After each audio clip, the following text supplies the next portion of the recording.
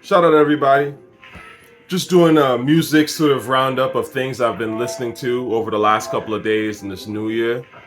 Let's go, alright? Wait for it. Let's go. Shout out to 3M, of course. My man. You got some beats, boy. I need the cash. I need it fast. I'm smoking on gas monsters in the past. This nigga, he talking no cash. Smash that bitch at the big bass. He sucked that deal as he done in class. Added it up, I'm Hey. jumped out of school, got Hey. no money, it's on my past. Anyway.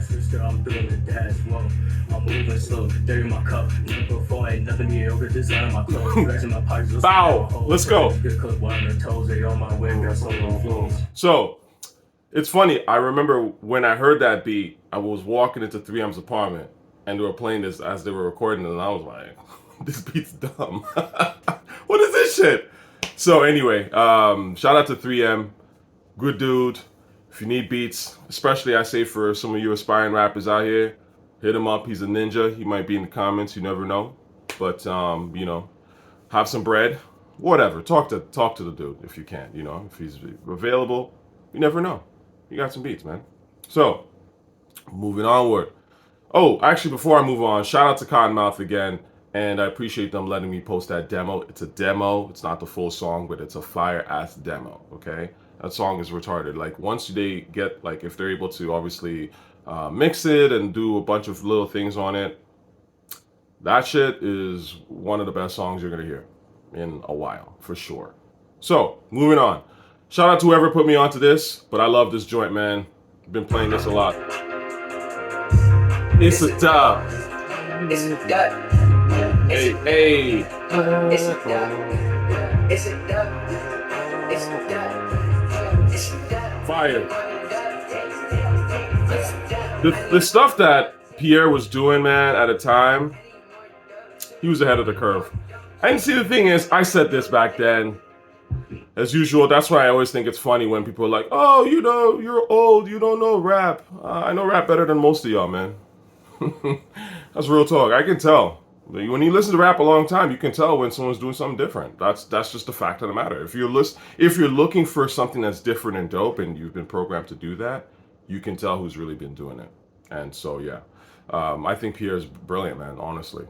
And it's like all these songs, and it's interesting, like they're all from like a particular time period. I don't know if he still has the sound, but this is the sound I wish he would just kind of come back to, or just, you know, again, learn from Primo. The reason Primo stayed relevant for so long and is still obviously going to be relevant forever, but the fact of the matter is, don't run away from your sound.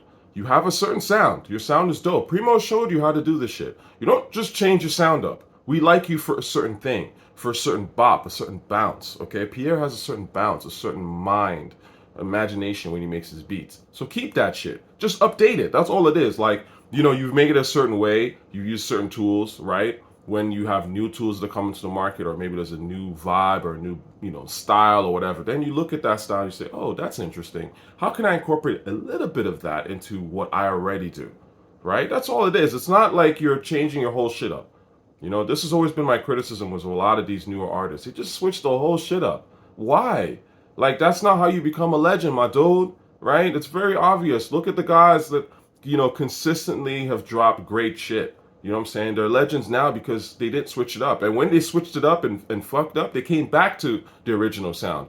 Nas is a perfect example, but I'm going to talk about Nas in a little bit, okay? So, moving on. Let's talk about the song that I really love this year already. This is probably my favorite song of the year so far. This song's fine. It's funny. They talked all over the shit, but this is a great beat, man. This is a fire-ass record right here. Beat. Even Backbeat's alright on it. Bang, take, little bang, hey.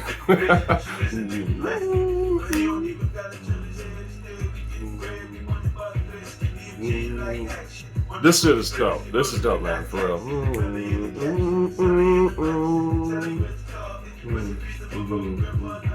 Hey, Pop Smoke, why do you have to go? Facts.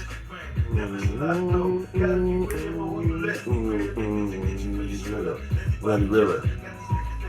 Just skip all that. That's all cool. But I like this one. I was singing this shit the whole weekend.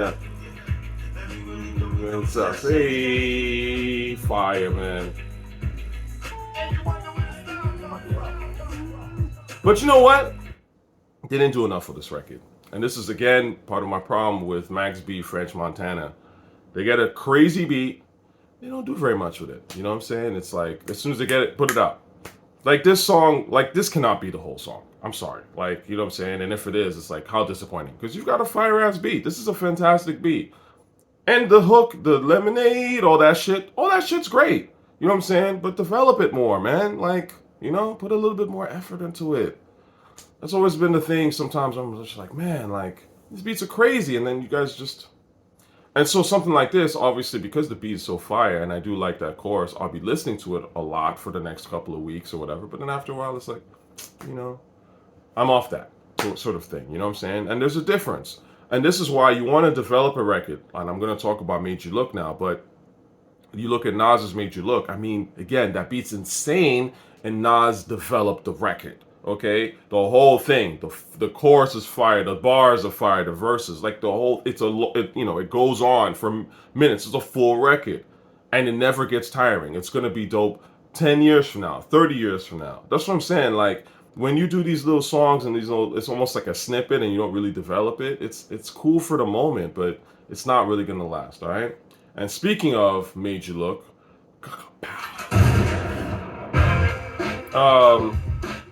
you already know what I think about this record. I've talked about this record a lot of times on my channel for sure. A ton of times, actually. So let's actually dive in, because I saw something about Irv Gotti, and Irv Gotti was talking about this joint, right? So here's my opinion on it, obviously. Irv Gotti was saying that this is like the best hip-hop single ever released. Of course, people on the internet were clowning Irv Gotti because, you know, why not, right? For attention, why not clown somebody? Now, Irv Gotti's not that dumb, okay? He's a pretty sharp guy, all things considered, I think. He has a point, you know. Is this one of Nas's greatest records? Absolutely. I said this. I mean, again, if you listen to rap, you kind of, certain things are just obvious. Now, why Irv was probably saying this, and again, he didn't really fully explain, but it's like, also, come on, man. If you're a hip-hop fan, you should know this shit already. Why is this one of the greatest hip-hop singles ever released? Because it is straight, raw hip-hop to its fucking core. Not only that, but really what it really is that it took the Apache sample, right? The B-Boy National Anthem. Basically, almost in a way, the oldest beat in this rap shit ever made, right? The oldest rap beat, and flipped it into something that's an eternal classic. This is literally hip-hop. It screams hip-hop. Raw hip-hop. Not If I Ruled the World. I mean, it's funny because I saw the video. The guy was like, what about If I Ruled the World? That's pop. Again, nothing wrong with the song. It's a decent song for sure. It's a pop record. You know what I'm saying? So you even bring that up is kind of like, where do your tastes really lie, my dude? You more pop or you more hip-hop? Because we're talking hip-hop here, man. You know what I mean? And this is the thing. That's why a lot of times when people start talking about this, it was written shit, I'm like, you're just telling me that you're a pop fan hiding in hip-hop clothing, which is, again, they're two different things. I'm not saying that pop music is terrible. You can't listen to pop. You can't mix pop and rap. But let's call it what it is, okay? There's a difference, all right? There's a huge difference. Rap is not pop. If you call it that, then stop. You know what I mean? So I absolutely agree with Irv. I do think this is one of the greatest hip-hop records ever made. But again, that list is really long. Okay, like I was just talking to Gemini, Brooklyn Kids. That's one of the greatest hip hop records I've ever heard. There's a long ass list of great records. It's a great genre. So, you know, that list is in the thousands for sure of like stuff that you're like, oh my God, this is phenomenal. It's some of the best shit I've ever heard. You know what I'm saying? Now, this record is dope because again, it's like, it's got that, it's hip hop as fuck, but people know what it is and it's famous enough, at least at this stage now, where like you hear it at the club, it works. It just works in a lot of ways, right? So yes, it is one of the greatest hip hop singles, and I agree with Irv on that, okay? So, I hope y'all have been doing good. Later.